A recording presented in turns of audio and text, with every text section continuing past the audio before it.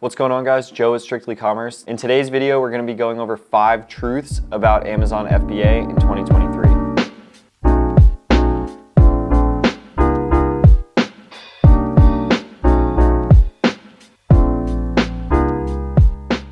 In the past couple months, we posted a video about the 5 lies involved with FBA. So this is the flip side about 5 things that we have found to be true after over 4 years selling on this platform. So the first truth is that Amazon FBA is definitely a volume-based business model. In this model, you can sell, let's say, 1 item for $500 profit, or you could sell 100 items for $5 profit each, and it roughly works out to be the same thing. Yes, there's a little cost involved with, prepping more units or shipping more units, but in general, this model is based off of volume. Both your shipping costs, as well as your labor costs, as well as your fixed expenses will go down per unit when you push more volume. And also with this model, it's really easy to find multiple different items to sell and sell a lot of units of those. So you're gonna find a lot of things you can make $2 profit, $4 profit, $5, $6 profit even. It's all about volume. It doesn't seem like a lot right off the rip, but you're able to source tons and tons of these items and they all add up. And when you start sourcing and adding more and more items to your catalog, that's where you'll see the snowball effect of more sales and more profit, and all of your costs will go down. In general, this business model is all based off of volume. The second truth is about wholesale accounts.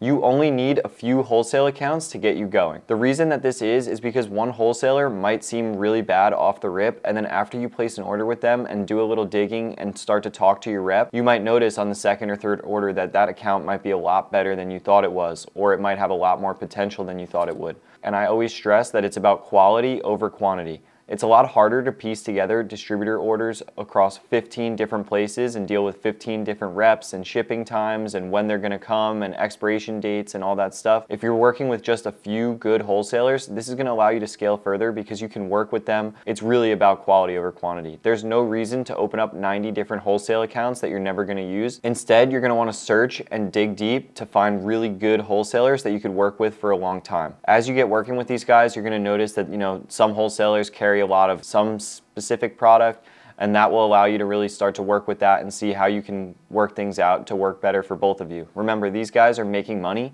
off of you purchasing items, so they should want you to purchase more. As long as you're a good customer and you're actually taking care of your rep and not being a complete pain and actually establishing that relationship, you will see that the quality over quantity with wholesalers is extremely important.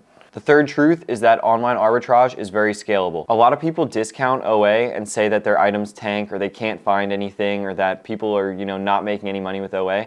That's really not true. There's a ton of different items that you could purchase, and those same items you could actually purchase for cheaper with OA than you can wholesale. If you're finding deals, buying the right stuff, looking for good inventory, reading your Keepa charts, you can actually scale online arbitrage to $5, $10, maybe even $15,000 profit in a single month if you're running the systems the right way. There's no reason to discount this model. For a lot of you, it's probably a lot better to get going with because you're either scared to call wholesalers, you don't have the setup to intake a pallet, you don't have, enough experience to really spend enough money with these wholesalers to make a lot. There's a lot of different factors as to why wholesale might not make as much sense for you in the beginning, but I just want to stress the point that OA can be scaled to well over 100,000 in sales per month.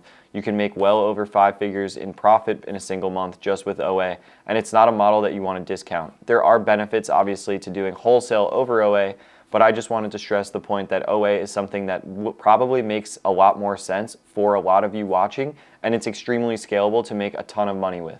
The fourth truth about Amazon FBA is that you do not need a lot of money to get started. With this model, it does help to have more money because you could purchase more inventory, which will drive up your profits and your sales every single month. However, you don't need a ton to get started, and it's all based off of what you expect to get out of it. Obviously, if you have $1,000, you're not going to be able to make $10,000 in profit because you can't buy enough inventory. If you have $1,000 and you really look to invest that money well, you can easily make, $500 profit or even $1,000 100% ROI profit in a month if you do things the right way and you're smart about it. So this model, it's not going to kill you to not have a ton of money. You just have to know that you're not going to be able to expect to make loads of money when you don't have a ton to invest, because you're going to roughly flip 20-30% ROI net every single month.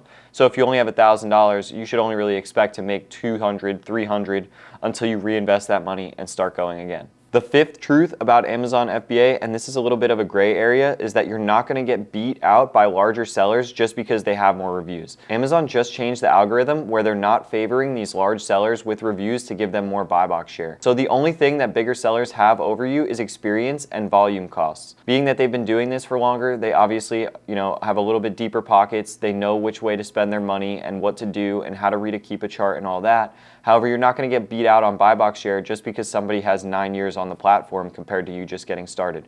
All you need to do is price competitively, stock out good items, and you can compete directly with the big sellers. You might see some big sellers that it seems like you can't compete with them because of FBA inbound shipping. That's really the only benefit that those big sellers are going to have, is because they're shipping in large, maybe by the truckload or by pallets compared to you're just sending a couple boxes into FBA. So that's going to cost them less per unit and less per pound to actually ship those items in. So it might seem like you can't compete there. However, once you get past that shipping and you start to ship with volume, you're really going to be able to compete, and it's not going to make much of a difference. So I hope you guys enjoyed the 5 different truths about Amazon FBA in 2023. These are things that you have probably seen, and I just wanted to stress the fact that this is something that you can start with. It doesn't take a lot of money to get going with, and whatever model you choose, whether that be RA, OA, or wholesale, those are all scalable models that you can make over $5,000 to $10,000 in profit in a single month if you do things right. So I hope you guys enjoyed this video, and thank you for your business.